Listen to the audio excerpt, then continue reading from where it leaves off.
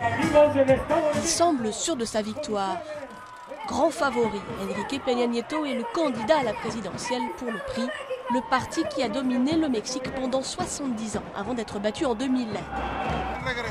Revenir au PRI, ça veut dire renouer avec les grands progrès du Mexique d'il y a 70 ans.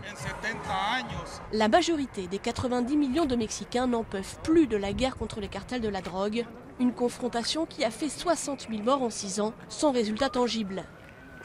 Par ailleurs, la pauvreté a augmenté et touche 46% de la population.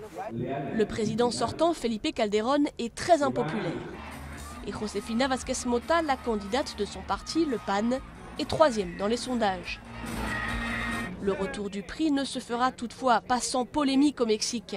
Pour beaucoup, il est synonyme de corruption et d'autoritarisme. Ses adversaires l'accusent aussi d'avoir gagné la paix quand il était au pouvoir en passant des accords avec les narcotrafiquants. Une image qui colle à la peau du jeune candidat Enrique Peña Nieto.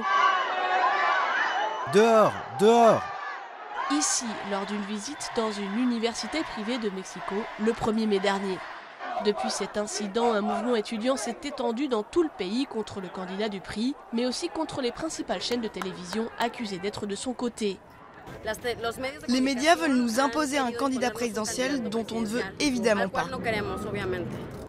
À la faveur du mouvement de contestation, Andrés Manuel López Obrador, le candidat de la gauche mexicaine, est remonté dans les sondages. Il se trouve désormais en seconde position.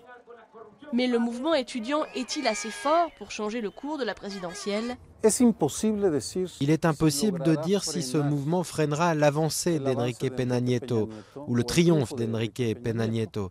Mais ce que l'on sait, c'est que l'élection est entrée dans le domaine de l'imprévisibilité. Selon les derniers sondages, les électeurs mexicains semblent bien résolus à un retour du PRI qui promet plus de sécurité et un revenu digne pour tous les Mexicains.